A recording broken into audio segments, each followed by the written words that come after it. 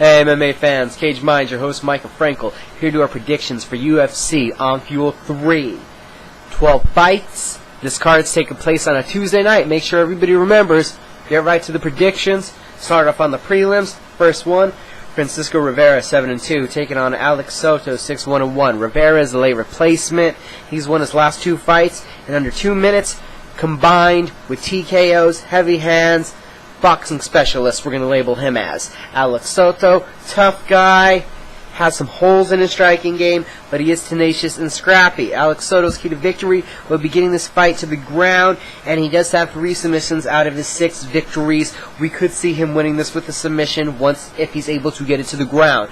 If he's not able to get it to the ground, he throws a little wildly with his chin up. It's affected him before in his debut, and I think it'll affect him again. We're going to go for it. Francisco Rivera will win this fight with a first round TKO. If not, look out for Soto with a submission. Next fight we're talking about, Jeff Curran, 35-14-1, taking on Johnny Eduardo, 25-9. Jeff Curran, the big frog, wants to get this to the ground. Excellent Brazilian Jiu-Jitsu practitioner, and his striking game keeps evolving. Johnny Eduardo is a purple belt in Brazilian Jiu-Jitsu, and is more of a Muay Thai fighter. He would like to keep this fight standing. I think what we're going to see is Curran get inside, get the takedowns, force the action against the cage. Once he gets the takedown, I think we're going to see in late waters a submission. He has the superior grappling abilities, and I really see Curran walking away here.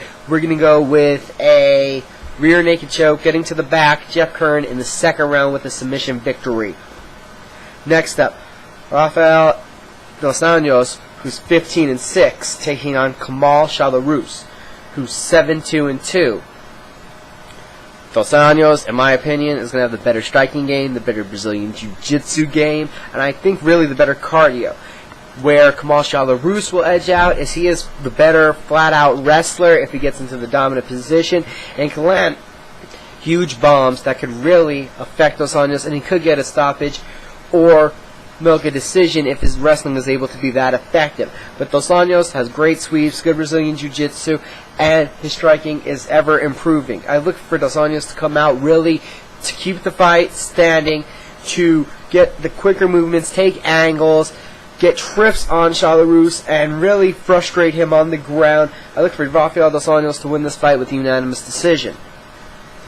Next fight we're talking about, TJ Grant, 17-5, taking on Carlo Praters, who's 30-10-1. TJ Grant had a good solid debut at 155 pounds, had an injury. He's coming back now. Both of these guys were former welterweights coming down to lightweight. This is primarily both guys like to grapple. I really see that Grant is the superior grappler, the better takedowns, and heavier in the positions. I think Praters is going to be in for a long night on the bottom, and that we're going to see a unanimous decision for TJ Grant in a very extensive grappling competition. Next fight we're talking about, Cody Mckenzie, who's 12-2, an Ultimate Fighter alum, taking on Marcus Lavesher, who's 21-5. Mckenzie, he has that great Mckenzie team, but you're a one-trick pony, and now you're in the UFC, and a lot of people know it. He's done some extensive training, so I wouldn't be surprised to see leaps and bounds of improvement, but we don't know about the improvement. We do know about his opponent, though. Lavesher, with 21 victories, 10 TKOs, 7 submissions. This is his time, his chance on the big show. He has one-punch knockout power if he touches your chin. Solid wrestling. In the wrestling, he could get caught in the guillotine, or he could be able to work this fight for a unanimous decision, having good leg kicks and being able to use his wrestling to dictate where the fight goes.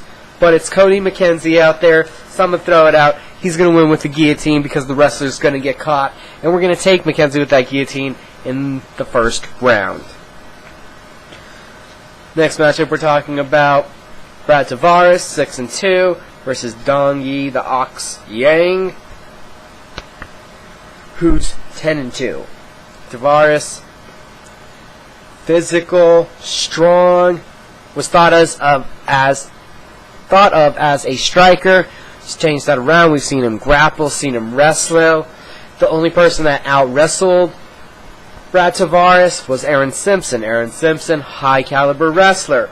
Dongi Yang, heavy hands, massive power, but in with the wrestling, in lies where he is not so strong. You put him on his back, not the greatest.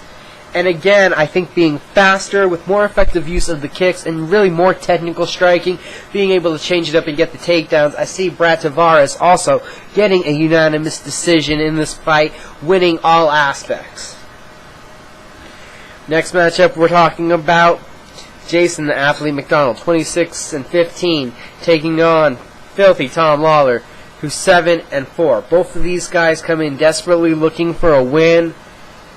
You know MacDonald. MacDonald's the athlete, good reach, not superior striking, but great transitions, great scrambles, spectacular Brazilian Jiu-Jitsu.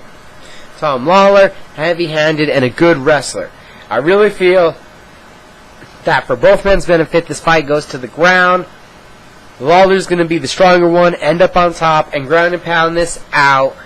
Well, MacDonald is looking for submissions. It's either Lawler gets caught in a triangle or Lawler wins this fight with a TKO, and I think it happens in the second round. So we're going for a ground and pound TKO from Tom Lawler. But if we're wrong, it'll most likely be with a MacDonald submission.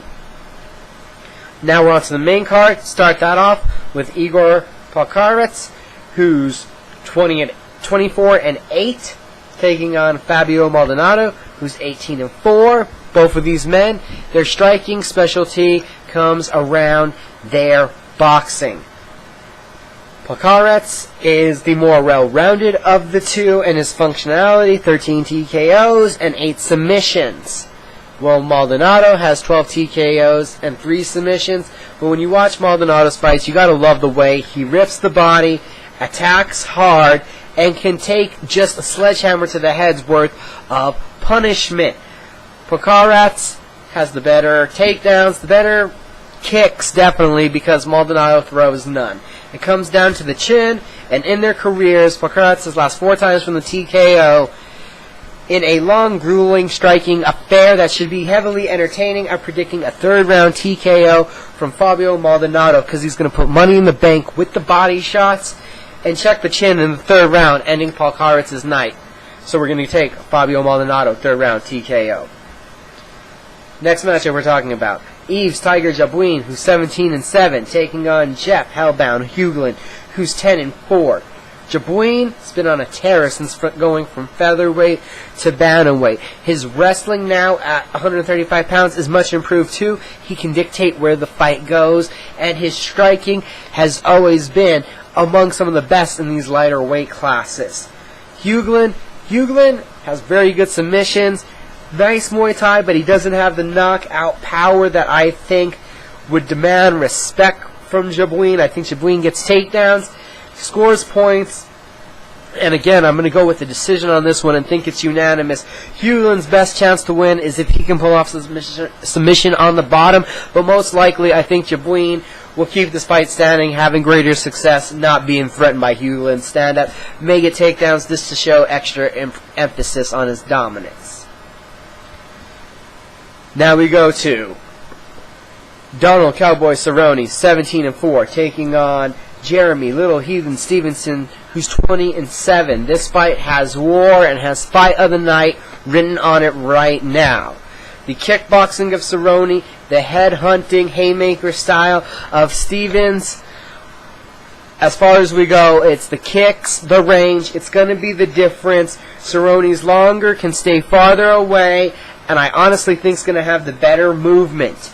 Jeremy Stevens connects with the haymaker and is able to knock Cerrone out. Is his best chance to win. His grappling is much improved from Stevens, but I don't think his jiu-jitsu is on the caliber of Cerrone. Cerrone has 13 career victories, most of his victories via the submission. Those long limbs on the bottom do a lot of damage, so this fight stays standing, and I think still in a unanimous decision, though, that Donald Cerrone is going to out-punch, out-point, and keep Jeremy Stevens at a distance from landing one of those big haymakers. Donald Cerrone will win with a unanimous decision.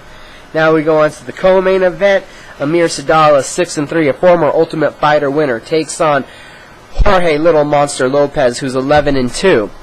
Admir Sadollah, solid Muay Thai, wins his fights 2 submissions and 3 decisions. Solid Muay Thai, doesn't have an overwhelming, devastating amount of power, but legitimately good off of his back if a wrestler tries to take him down.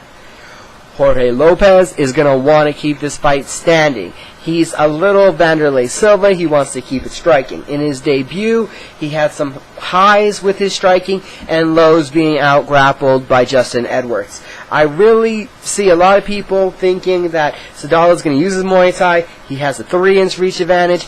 Keep it at distance, beat up, and get a decision on Jorge Lopez. That's a very good way for Sadollah to win this. I'm on the other side. I'm looking for an exciting finish. There's big power in Jorge Lopez, but I think he gets the win by split decision over Admir Sadollah. This is going to be, depending on really who lands the more kicks, more strikes, dominant positioning. It's going to be a close, fun fight, action-packed, and I'm taking Jorge Lopez in an upset. Now we move on to the main event. Dustin, the Diamond Poirier, versus Chan Sung Jung, the Korean Zombie. Poirier is coming in, I feel, just with so much momentum. 5-fight win streak, as to where Jung has a 2-fight win streak. Poirier has an inch reach advantage. The wider shoulders, I believe he's the bigger fighter. He's the stronger fighter. If there's a clinch situation, it's going to be to his advantage. The Brazilian Jiu-Jitsu, both men are very diligent at it. And as for the striking, Poirier, I feel, is just more of a technical striker. Well, Jung can hurt you if he gets in a brawl because he has only been knocked out from one flush shin by George Roop. But through this fight, what I see being the difference is Dustin Poirier. I think he's going to be able to get the position and probably end up winning this fight, I think, with a submission. And we're going to go for, I think, a rear naked choke. Really, he's going to hurt Jung, get the fight to the ground, take his back. He could possibly pound him out or get the rear naked choke. But Dustin Poirier will be the next featherweight